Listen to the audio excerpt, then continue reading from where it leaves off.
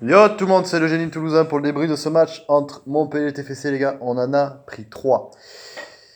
Un match inquiétant les amis, dans tous les contextes. On a raté la première mi-temps, on a raté la seconde mi-temps qui était un peu mieux les gars, mais les remplacements, voilà, changement de tactique, on n'a pas tous ensemble dans le débrief. Alors les amis, la composition de départ, donc qui est un gros changement puisque Antoine Comboiré a décidé d'aligner un 4-3-3 au lieu de son symbolique 4-4-2. Avec du coup donc un perdant évidemment, Koulouris, un des meilleurs buteurs à l'extérieur, qui évidemment est indispensable. Et donc il laisse Yaya Sanogo en pointe tout seul, qui sera donc accompagné donc des milieux latéraux, en l'occurrence, comme d'habitude, Mathieu Dosevi, ainsi que Max Alain Gradel. Et au milieu de terrain, on retrouve Manu Koné, aux côtés de Sangaré, qui avait été enlevé par notre ami Antoine Comboiré lors du déplacement du côté de Rennes.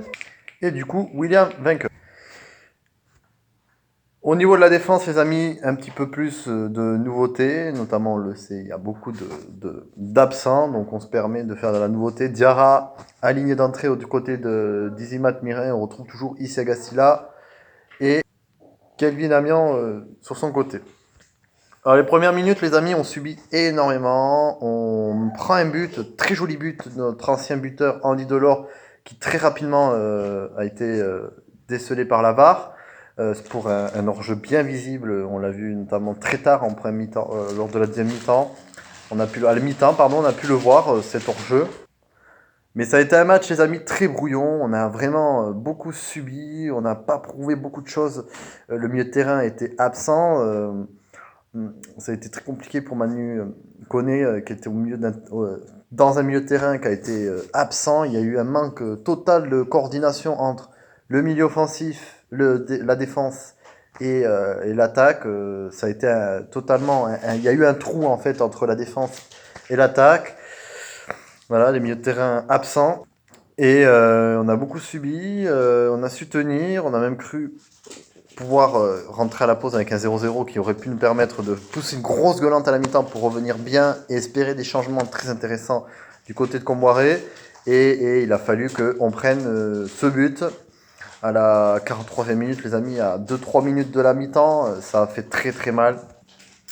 Mais on rentre à la mi-temps en étant mené au score. La deuxième mi-temps a été légèrement mieux, mais le match complet, comme je l'ai dit, a été dégueulasse, les gars, et c'est très inquiétant. J'en reparle à la fin du débrief de la deuxième mi-temps, les amis.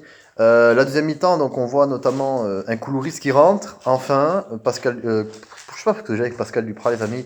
Antoine Comboiré, pardon, du coup, récupère son célèbre 4-4-2. On voit beaucoup plus d'ambition, beaucoup plus d'envie, que ce soit offensivement, avec un Koulouris qui a fait une très bonne rentrée. Mais ça, on va pas se voiler la face, le TFC qui a raté sa première mi-temps a pris énormément de retard et la deuxième mi-temps, ben, on subit tout ce qu'on a produit en première mi-temps, c'est-à-dire de la merde. Voilà les gars, on va pas se voiler la face, on a créé de la merde en première mi-temps et en deuxième mi-temps, on n'a pas pu rattraper. Même si l'entrée de Koulouris, Boigard qui rentre en fin de match, ça, je ne comprends pas le choix d'Antoine Combaré de propulser Boigard en deuxième mi-temps au moment où on est mené 3-0. Boigard, c'est un joueur exceptionnel et il doit évoluer au poste juste devant les attaquants parce que ça peut faire énormément de bien quand tu as un milieu de terrain comme Boigard où tu peux mettre des mecs comme Jean-Victor Makengo, William Vainqueur juste derrière, très bon défensif, dans le milieu défensif. Juste derrière, du coup, Boigard, qui pourrait être avantageux dans tout ce qui fait les dribbles, l'avancée, offensivement, tout ça, qui peut être très intéressant pour servir ses attaquants, pour faire évoluer le jeu. Et ça pourrait être très intéressant pour des mecs comme Koulouris, Boigard, comme Koulouris, Yassanogo, Gradel, Losevi, Wesley Saïd, qui tu veux. Voilà, Wesley Saïd qui est rentré en jeu aussi, mais qui a beaucoup subi. On n'a pas su vraiment offensivement impacter là-dessus. Et on a très rapidement, en seconde mi-temps, pris un deuxième but et on a complètement coulé en prenant un troisième but sur l'hommage à la 74e minute à Loulou Nicolas. Voilà.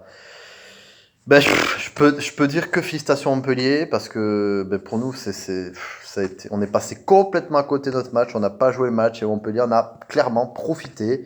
Ils ont joué leur match. On a relancé Gaëtan Laborde qui marque sur le premier but. On a confirmé Savanier, ses trucs offensifs. Enfin bref, on va parler du match en général, les amis. C'est très très inquiétant. C'est très inquiétant.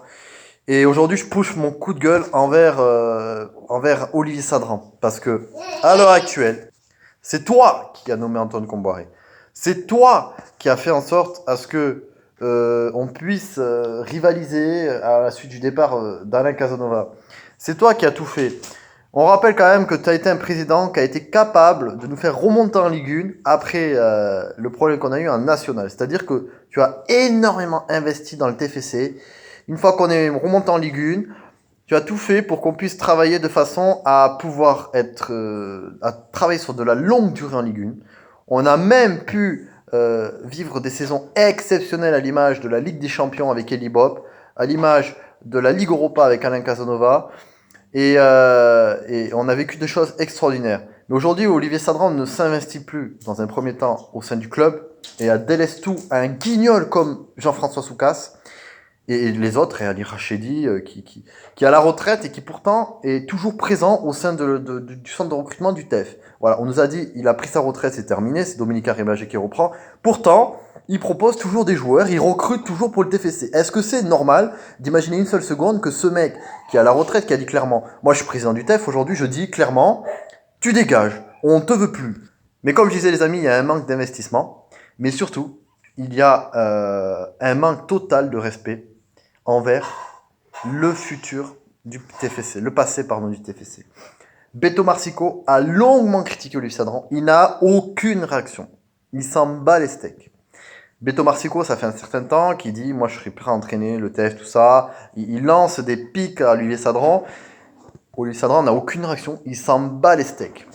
Il y a plein d'anciens joueurs, ça va même jusqu'à Eli Bob, d'anciens joueurs, anciens entraîneurs qui ont fait briller le TF, qui aujourd'hui sont en train de remettre en question la façon dont est dirigé le TEF, et notamment Olivier Sadran.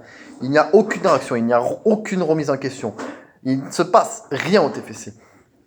Et moi aujourd'hui je dis, qu'est-ce qu'on doit faire les gars? Qu'est-ce qu'on doit faire pour que le TFC soit remis en question, soit repris par notamment son président Olivier Sadran? Parce que c'est bien beau, après TFC, je sais plus quel match, d'aller dans le vestiaire et de dire que les joueurs sont nuls, que les joueurs ne méritent pas leur paye, que les joueurs sont des grosses merdes, limite il dit.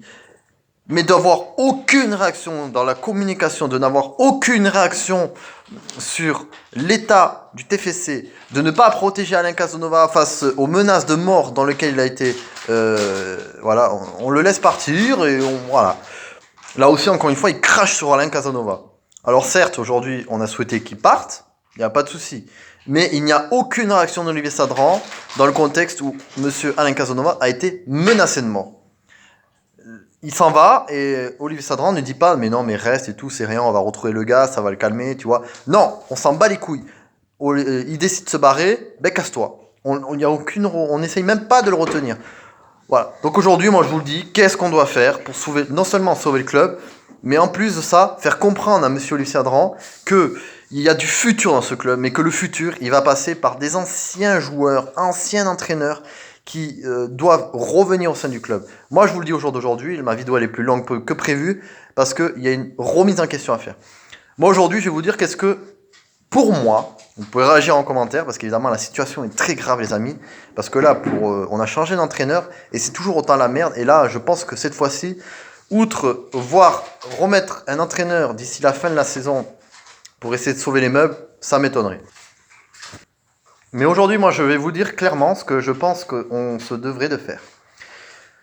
Je pense qu'aujourd'hui, on doit se permettre, nous, au TFC, Sadran, en tout cas, devrait se permettre de revoir un petit peu les bases.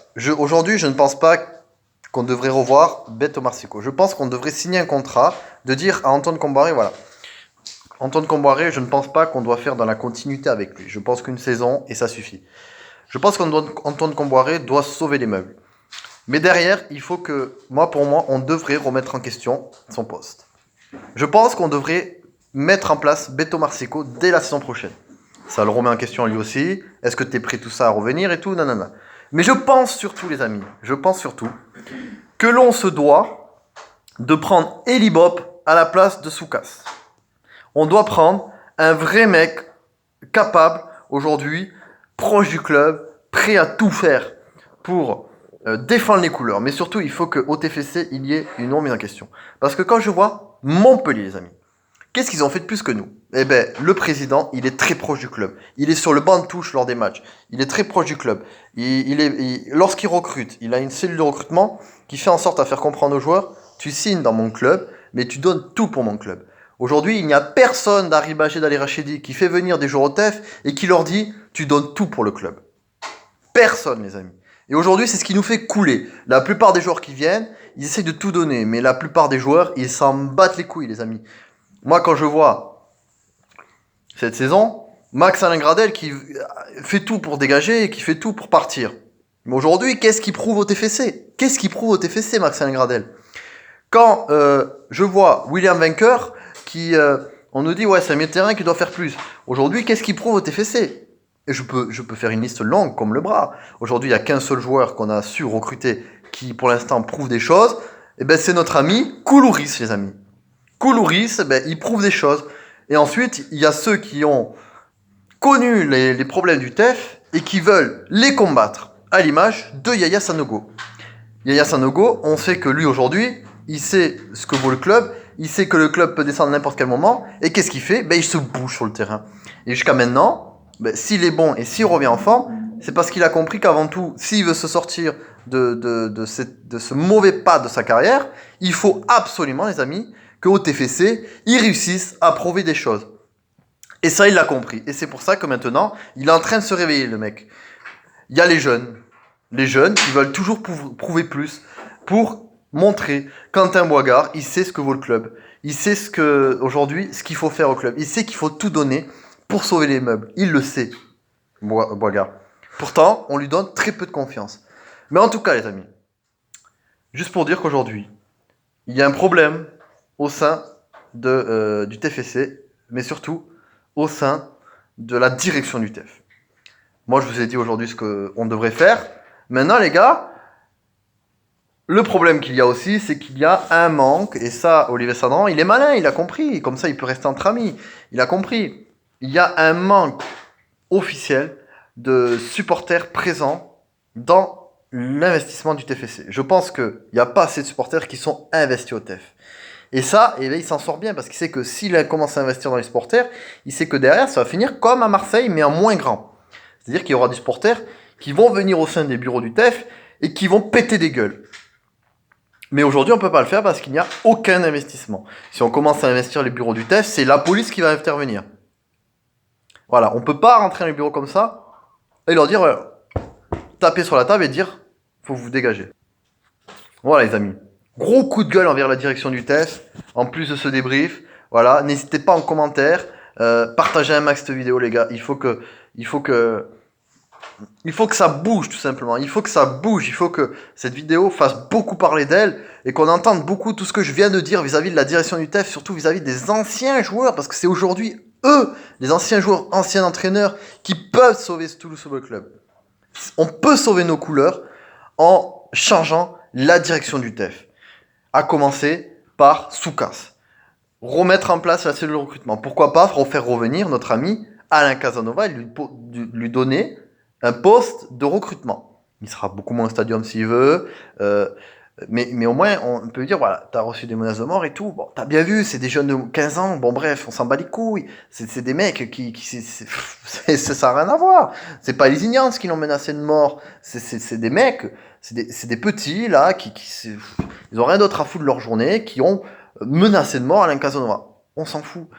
Tu reviens à la cellule de recrutement, au moins on dégage ces mecs, il peut être très bon la cellule de recrutement Alain Casanova, mais au moins tu vois, tu remets des bases, faut retenter quelque chose, il faut que le club revive une nouvelle époque. Ce que fait François Soukas, c'est mort, c'est terminé, il peut plus rien prouver, donc pour moi, faut mettre Eli Bop, qui va tenter de nouvelles choses, qui va redonner de l'envie à ce club de revivre en Ligue 1. Voilà. Bon, les amis, trêve internationale oblige, voilà, je reviendrai parce que la situation est très grave. J'espère de la réaction au sein du TEF. J'espère de la réaction. D'ici le retour de la Ligue 1, les amis, il y aura une nouvelle vidéo qui va sortir. Si jamais il n'y a pas de changement au sein du TEF, une vidéo exceptionnelle sur un autre, mais plus gros coup de gueule, les amis, que j'espère, et c'est pour ça que je vous le dis, de partager la vidéo, que j'espère qu'il sera partagé 2 fois plus. Ça sera un très très gros coup de gueule, les amis. Voilà, vidéo très longue, avec un très gros coup de gueule, les amis. C'était génie. On espère du mouvement au sein du TEF, les amis. Force et voilà, notre club, on va le sauver.